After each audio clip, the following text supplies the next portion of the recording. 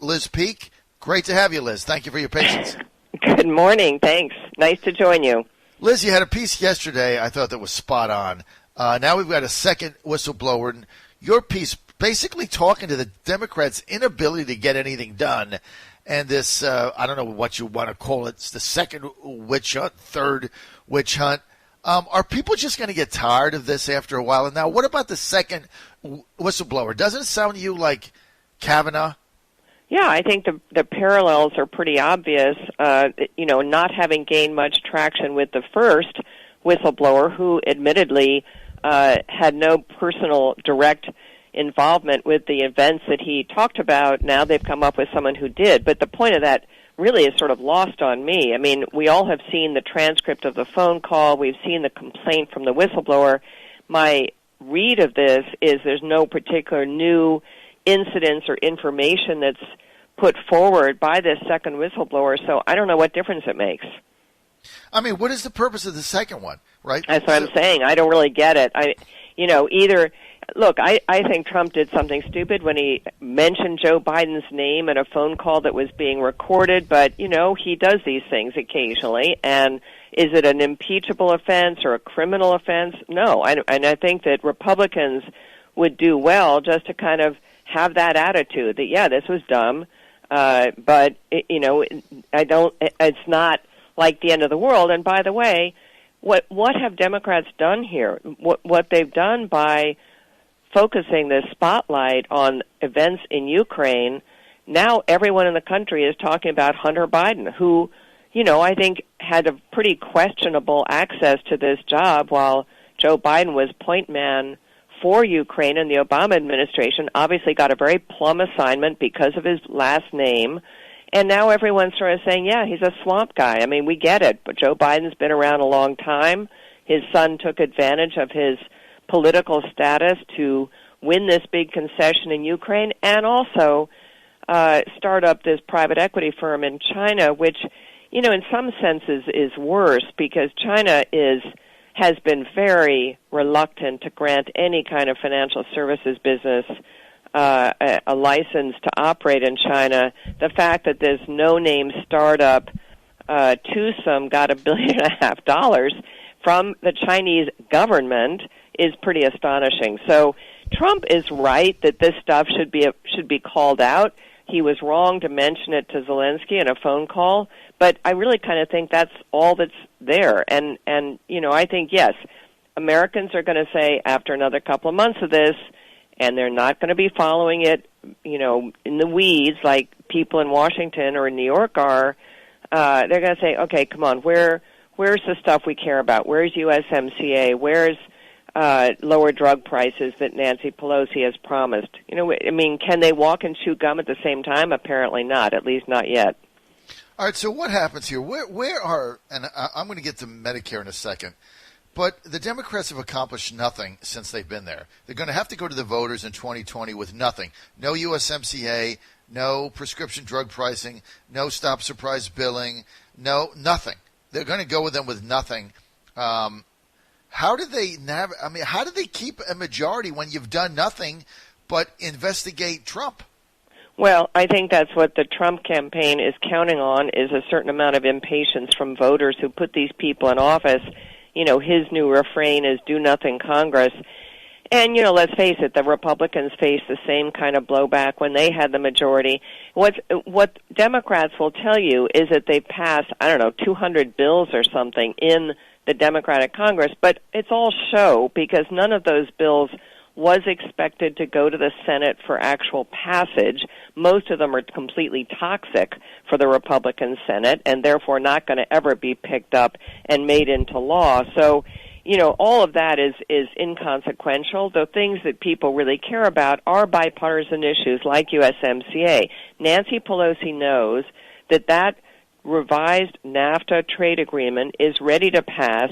She knows it's popular, but she also knows it would benefit dairy farmers like the ones in Wisconsin who may hold the fate of President Trump in their hands.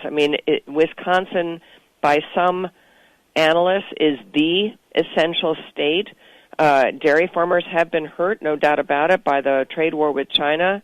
And this USMCA deal gives them greater access to markets in Canada. If it passes, they're going to vote for Trump. They're going to like this deal. And the truth is, this will be Trump's deal, and that's Nancy Pelosi's problem with it. I mean, he got it done. He put enormous pressure, if you remember, on both Canada and Mexico to agree to various stipulations that they weren't too keen on. And now it's ready to go, and Nancy Pelosi's holding it up. So, this is really an unfortunate thing because it actually would be good for the country, not just for Trump. But right now, everything is through the lens of the 2020 election, and that's just what we're going to have for the next year. You're on the John Fredericks Radio Network. We're with Liz Peek, noted columnist for The Hill and also Fox News. You can follow Liz on Twitter at Liz Peek, Lizpeek. It's as easy as that. Liz, you had a column the other day that really caught my eye, and you said that while the Democrats are going around with whistleblowers, and I'm going to get back to that in a second, but I don't want to run out of time. You talked about the president scoring a huge political win going to Florida with a senior citizen group and vowing to protect Medicare, which basically the Bernie plan and the Elizabeth Warren plan puts at risk. Explain. Yes, for sure. And look, I thought this was just genius. And as I mentioned in the column, every time you think President Trump is like behaving like a lunatic or something, he does something that's so smart. And this was one of those occasions. The Democrats are all busily 6 different committees investigating the president, blah, blah, blah. And what's he do? He goes out and really puts this debate about socialism on everybody's kitchen table. And he's completely right. You're correct. If Medicare for All becomes law, Medicare, as we know it, basically disappears, and Medicare Advantage, of course, disappears because that's private insurance. Medicare for All eliminates all private insurance. There are 24 million Americans on Medicare Advantage right now. That's expected to go up to 40 million in the next few years. Those people will lose the part of Medicare right now that they like the best, which is Medicare Advantage. But make no mistake, Medicare for All also changes underlying Medicare program to the point where it's unrecognizable. And we had on the set the other day a doctor who consults with Fox News, and he went through kind of all the different provisions. He said, really what you end up is Medicaid for all, not Medicare. And I think it was brilliant to point this out. A, Trump is busy working on the business of the country while the Democrats are bogged down in this morass of impeachment. B, this is something people will go to the mats for. I heard you earlier talking about voter enthusiasm. There are a lot of reasons, I think, why Republicans are pretty wound up, including impeachment. But just talk about taking away Medicare. The most reliable voting bloc in the country is boomers. They've been reliable for a long time, but older people just tend to vote.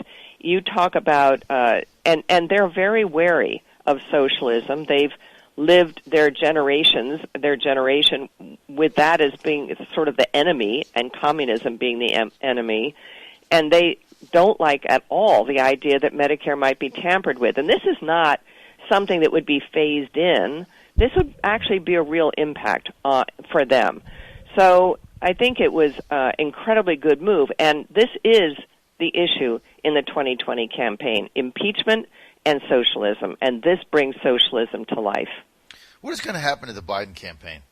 Well, I think it's in free fall, honestly. I have a piece up today about that and about the fact that Liz Warren looks more and more inevitable and that Democrats in D.C. are just completely freaking out because they know that she is toxic. I mean, take a look at the editorial today in the Wall Street Journal about the Business Roundtable who stupidly, in my view, changed their corporate message to say, yeah, we're not all about profits, we're really about doing good. And, of course, Elizabeth Warren now has landed on the business leaders of America and saying, okay, you promised to do good. What do we got? What are you doing?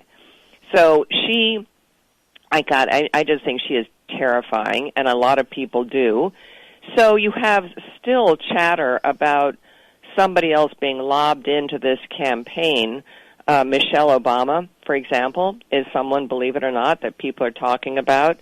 I think that is an interesting idea from the point of the Democrats, but here's the problem with it. In 2016, Bernie Sanders' so-called army was really incensed that the DNC cheated them out of the nomination, or that's how they saw it, and there's some evidence that that's true. So a lot of them didn't show up to vote for Hillary Clinton. 12% of them actually voted for Trump as a sort of backlash to that. In this election, you have that 20%, and then you have another 20% that are Liz Warren's followers. They would be even more irate because that woman is a zealot, and her followers tend to be zealots as well. If you tell that 40% of the Democratic primary voting populace that their interests really are being pushed aside, and we're going to have, you name it, Mike Bloomberg, Oprah, or Michelle Obama come in at the 11th hour to save the Democrats from defeat in 2020, they're just not going to vote. Well, let me ask you this. If there's not a first ballot candidate, if there's not a first ballot nominee, in Milwaukee, this is like the untold story of the whole thing. The superdelegates, which were the rules were changed by the Democrats to get rid of the superdelegates, but only up to the first ballot. Yeah, so right. If you're in Milwaukee and there's no first ballot winner, and you go to a second ballot, all the superdelegates kick in. So now you get all these congressmen and senators that have a disproportionate influence over what happens at that convention. That's where an establishment candidate, and Michelle Obama, if you will, I haven't heard that, but Michelle Obama, Hillary Clinton, there's chatter about her, still thinking they're going to turn to her at the convention or some nonsense like that. But that could actually happen, right? Because the superdelegates kick in. Yeah. I mean, it really would be back to backroom politics, right? I mean, everyone's going to have to kind of coalesce. If this happens, someone would have to coalesce around a candidate that they think whose popularity might kind of bridge all those groups. That's why Michelle Obama's name comes up so frequently. She is deemed the most admired person in the country, supplanting Hillary Clinton. Hillary Clinton is not going to be the person on the ballot. There's so many people in the party who are so tired of Hillary Clinton. I think they would go for somebody new, but you're quite right. The power of the superdelegates then becomes ultimate, and so we'll see. I don't know if it'll get there because my guess is it's going to get weeded out between now and then, and Elizabeth Warren's going to take the pole position and stay with it. It already looks that way to me, but it could happen. Interesting times, John. Liz Peek, great article in The Hill. She's an opinion contributor for The Hill. Thanks for being with us. Thank you. Liz, thanks for having me. Always good to get your perspective. Follow her at Liz Peek.